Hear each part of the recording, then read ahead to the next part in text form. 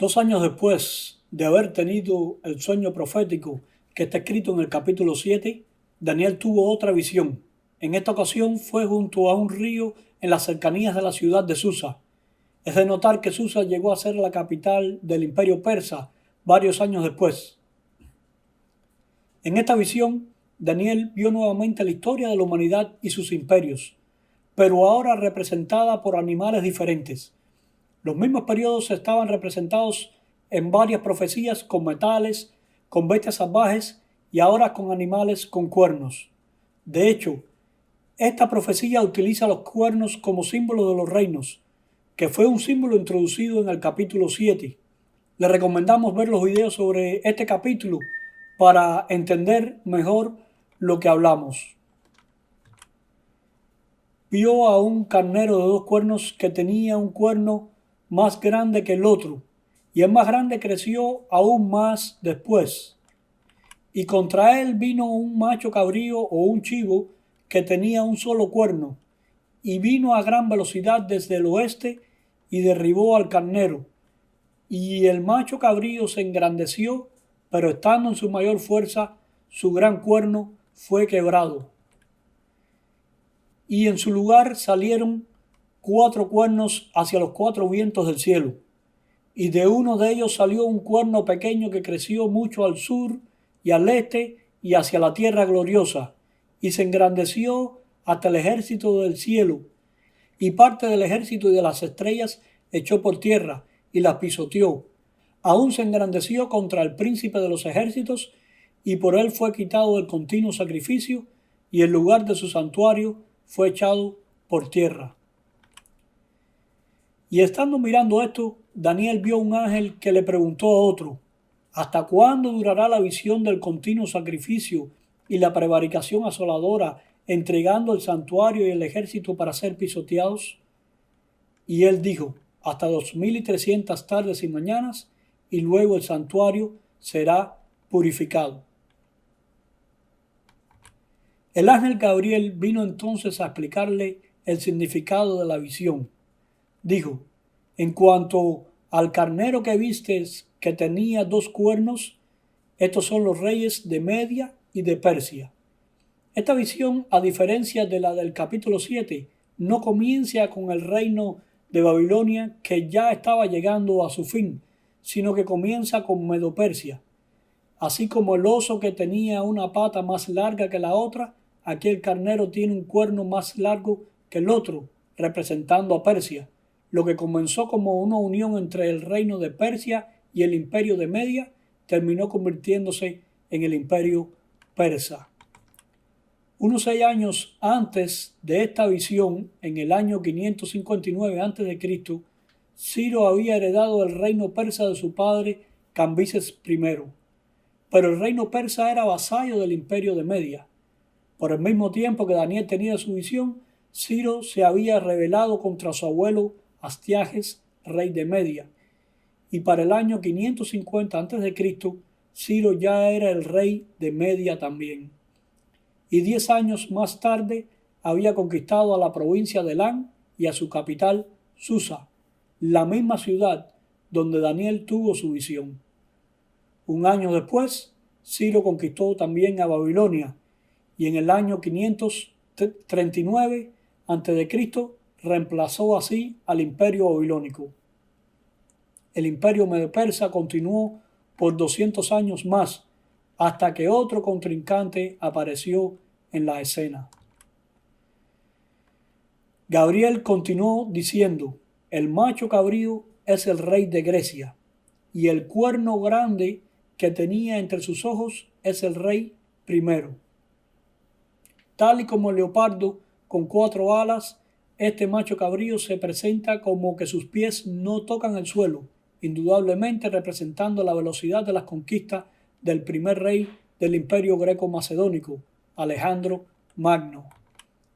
4 años después de comenzar su campaña, Alejandro había conquistado el imperio persa en el año 330 a.C. Allí comenzó a expandirse sus territorios aún hasta la India. Pero estando en su mayor fuerza, aquel gran cuerno fue quebrantado. En el año 323 a.C. murió Alejandro el Grande a la edad de 33 años, y a su muerte comenzó una lucha por el poder entre sus generales, que terminó dividiendo el imperio en 4 reinos. Como lo explica la profecía, y en cuanto al cuerno que fue quebrado y sucedieron 4 en su lugar, significa que 4 reinos se levantarán de esta nación, aunque no con la fuerza de él. Los 4 reinos fueron el de Ptolomeo, el de Lisímaco, el de Casandro y el de Seleuco. Notemos que este versículo da varias claves de interpretación profética. Nos muestra claramente que el símbolo de los cuernos representa a reinos, y el que salgan los reinos o los cuernos de un animal significa que se levantarán de una nación o del territorio de un imperio existente. Sin duda, estos 4 reinos mantuvieron las costumbres y la lengua griega.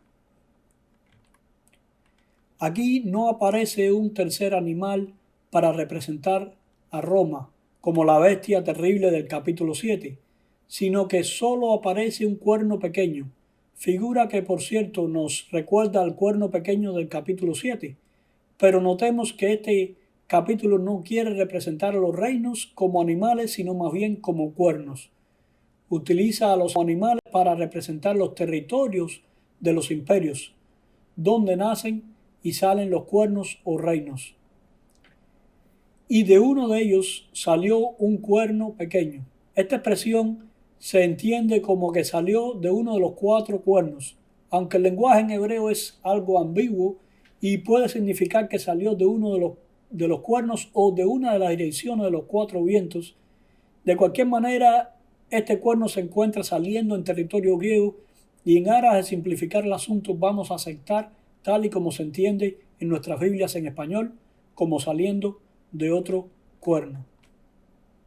Algunos piensan que como este cuerno sale de uno de los reinos griegos, entonces debería ser de uno de los reyes de estos reinos, y por lo tanto el candidato sería el rey seleucida Antíoco Epífanes.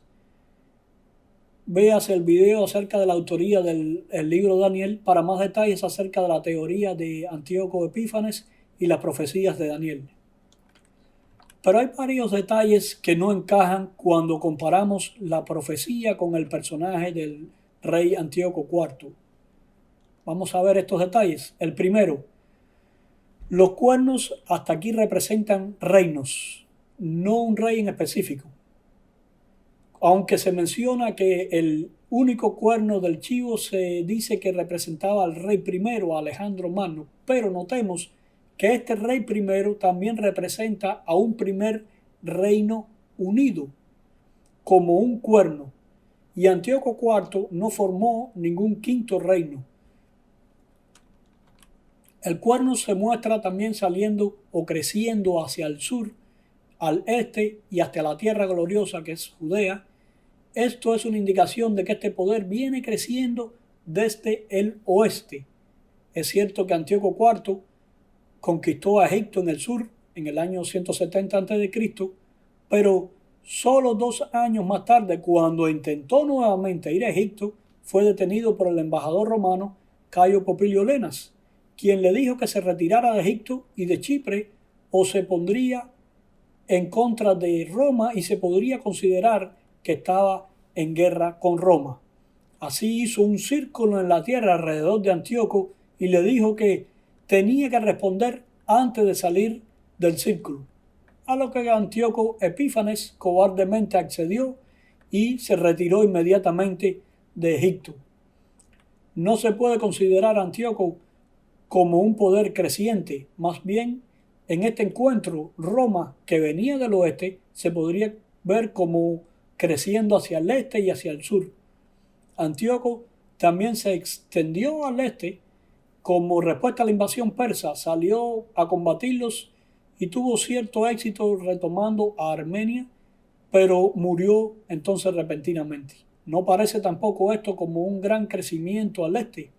En cuanto a la tierra gloriosa, estaba en manos de los seleucidas desde tiempos de Antíoco III el Grande, Así que es difícil ver a Antíoco IV como extendiéndose hacia la tierra gloriosa, porque ya pertenecía a su reino antes de que él fuera rey. A diferencia de los otros reyes helenistas, los Ptolomeos o los Seleucidas, Antíoco persiguió a los judíos y esto causó la revuelta de los macabeos, la que hizo que se infligiera varias derrotas al ejército sirio de Antíoco, y finalmente fue el inicio de la independencia de la nación judía, aunque más tarde esta independencia fue arrebatada por los romanos. El versículo 11 dice que hizo cuanto quiso y prosperó, pero según vimos en el episodio anterior, Antíoco hizo lo que Roma quiso y no prosperó. La referencia de que y causará grandes ruinas y prosperará y hará arbitrariamente, que leemos en el versículo 24, se asemeja más a Roma y a su poder destructor que a un simple rey seleucida. Se dice del cuerno pequeño que se engrandeció hacia el ejército del cielo y gran parte del ejército y de las estrellas echó por tierra y las pisoteó, como lo vemos en el versículo 10. Esto, según lo explica el versículo 24, significa que destruirá a los fuertes y destruirá al pueblo de los santos. Aunque Antíoco persiguió a los judíos, esta profecía guarda un paralelo claro con la persecución que se muestra en el capítulo 7 y que ocurre según el hilo profético en la era cristiana. Antíoco no se levantó tampoco contra el príncipe de los príncipes, como lo dice la profecía. Fue Poncio Pilato, un gobernador romano, el que sentenció a muerte al príncipe de los príncipes, es decir, a Cristo. Cuando el ángel explica acerca de este cuerno, dice: y al fin del reinado de estos, refiriéndose a los 4 reinos griegos, cuando los transgresores lleguen al colmo, se levantará un rey altivo de rostro y entendido en enigmas. Versículo 25. Antíoco IV reinó desde el 175 hasta el 164 a.C. Sin embargo, no había llegado el fin de los reinos griegos. El mismo reino seleucida duró unos 100 años más, y el de Egipto, aunque títere de Roma, duró hasta el año 30 a.C., cuando Roma lo convirtió en una de sus provincias. Ciertamente, mientras más miramos a las características de este cuerno, aunque al tratar de aplicarse a la red seleucida, más nos damos cuenta que concuerda con las características de Roma. Si concluimos que Roma es el cuerno pequeño que crece a todos los territorios, entonces tenemos que preguntarnos, si Roma no estaba en el territorio griego, ¿cómo es que sale de uno de los cuernos que representa a los reinos griegos? Sencillo, Roma entra en la escena conquistando uno de los reinos griegos. Y por cierto, el reino que estaba al oeste entra en el año 146 a.C., cuando anexa a Macedonia y a Grecia como provincias romanas.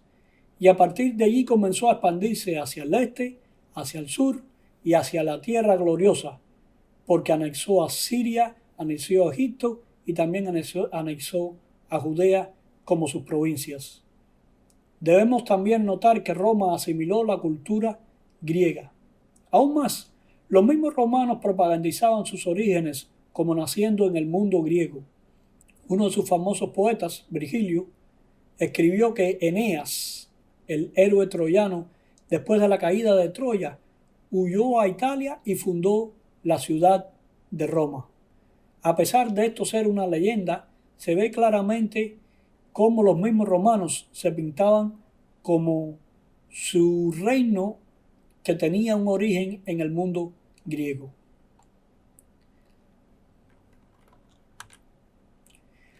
El rey o reino representado por el cuerno se dice que sería de rostro activo. Esta frase se puede traducir directamente del hebreo como rostro fiero. Esto es una expresión similar a la que Moisés pronunció en Deuteronomio 28.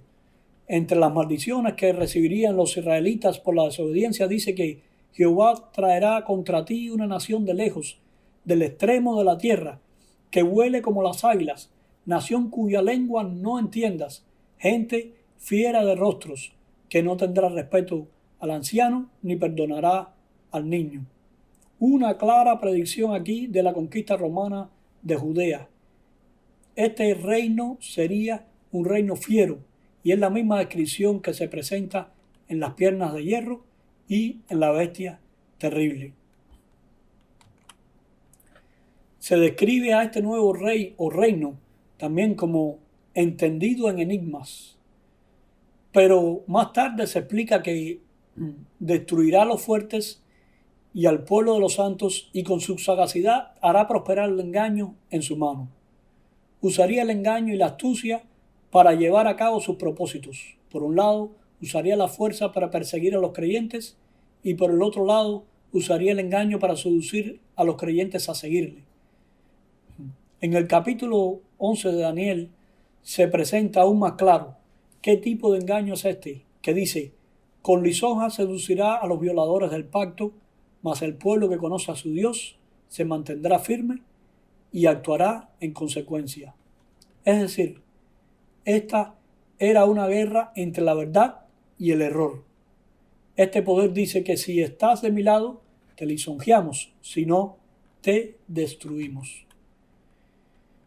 Del final de este reino se dice: pero será quebrantado, aunque no por mano humana. Versículo 25.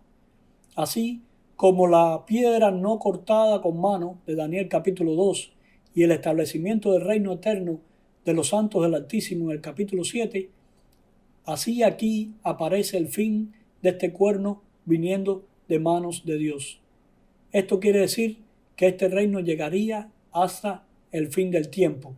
Sabemos que el Imperio Romano terminó en el año 476 después de Cristo, pero como estudiamos en videos anteriores, una nueva forma del reino romano permaneció en la ciudad de Roma y continúa hasta el día de hoy. La continuidad de Roma se ve en la Iglesia romana y el sistema papal. De hecho, el Vaticano aún conserva la lengua del antiguo Imperio Romano, el latín. El cuerno se ve en dos etapas, primero creciendo en extensiones territoriales y después elevándose hacia el cielo como un poder religioso. Esto representa las dos etapas de Roma, la Roma imperial y la Roma papal. Pero, ¿qué quiere decir las expresiones tales como quitar el continuo sacrificio? Debemos aclarar que en hebreo la palabra sacrificio no aparece, sino que solamente diría el continuo. Para poder entender su significado debemos estudiar detenidamente las claves en textos paralelos. Por ejemplo, el versículo 12 nos dice que y a causa de la prevaricación le fue entregado el ejército junto con el continuo sacrificio y echó por tierra la verdad. En el versículo 13 dice que hasta cuándo durará la visión del continuo sacrificio y la prevaricación asoladora, entregando el santuario y el ejército para ser pisoteados. En ambos vemos que a causa de la prevaricación fue entregado al ejército, y en uno se nos dice que fue el continuo y en otros el santuario. Por asociación entonces entendemos que quitar el continuo y pisotear el santuario es lo mismo. En el versículo 11 los pone juntos. Por él fue quitado el continuo sacrificio y el lugar de su santuario fue echado por tierra. El pisotear el santuario y el quitar el continuo sacrificio es el mismo acto. ¿Pero qué significa? El santuario fue echado por tierra y se nos dice que la verdad también fue echada por tierra. Es decir, esto es una guerra contra las verdades de Dios. Como vimos anteriormente, se perseguiría al ejército, o como lo aclara Gabriel, al pueblo de los santos, y al mismo tiempo se haría guerra contra la verdad. De hecho, por esto es que se persigue a los que creen, porque ellos creen en la verdad. La pregunta entonces sería: ¿hasta cuándo se perseguirá a los creyentes que guarden la verdad? y se pisoteará a la verdad? La respuesta del ángel fue hasta 2300 tardes y mañanas, y luego el santuario será purificado. Las tardes y mañanas representan a días, como se ve claramente los días de la creación, que dice allí, y fue la tarde y la mañana un día. Serían entonces 2300 días. En otros videos hemos visto que los días proféticos representan a años. Luego entonces serían hasta 2300 años y el santuario sería purificado. ¿Cuándo comenzaron estos 2300 años? Varios estudiosos de la profecía en el siglo XVIII y XIX predijeron que los 2300 días o años proféticos se cumplirían cerca de su tiempo. Como hemos dicho antes, generalmente los intérpretes llevan la fecha a su época, con la esperanza de que sea la fecha del regreso de Cristo. Así que estos eruditos pusieron como fechas, por ejemplo, el año en que Daniel recibió la visión, desde el año 553 a.C., y esto lo llevaría hasta el año o cerca del año 1748 después de Cristo. Otros pusieron la fecha de la partida como el comienzo del reino del carnero de dos cuernos, es decir, el comienzo del imperio persa. Esto fue en el año 538 a.C. y esto los llevaría hasta el año 1763. Otros encontraron que había una relación entre el capítulo 8 y la profecía de las 70 semanas, siendo así que comenzaría con el mismo edicto de la reconstrucción de Jerusalén en el año 457 a.C. y esta fecha nos llevaría hasta el año 1844, pero en cualquier caso las fechas de terminación no podrían ir más allá de mediados de los 1800. ¿Qué significa entonces la limpieza del santuario? Bueno, unos de los eruditos decían que la limpieza del santuario significaba el fin del tiempo y la venida de Cristo. Por supuesto sabemos que Cristo no vino en esas fechas y esta entonces no podría ser la interpretación correcta. Otros decían que el santuario representaba a la iglesia y que su limpieza marcaría el resurgimiento de las verdades bíblicas, y también otros decían que el evento del santuario o de la limpieza del santuario representaba al santuario celestial, y lo que ocurriría estaba prefigurado con el día de la expiación que ocurría en el santuario terrenal. Explicaban que la limpieza de este santuario aparece en forma paralela a la escena de juicio celestial que se presenta en el capítulo 7 de Daniel. En esta interpretación, el final de los 2300 años indicaría el comienzo del juicio en el santuario celestial. En otro video explicaremos con detalles este periodo profético y el significado de la purificación del santuario a la que se refiere este capítulo.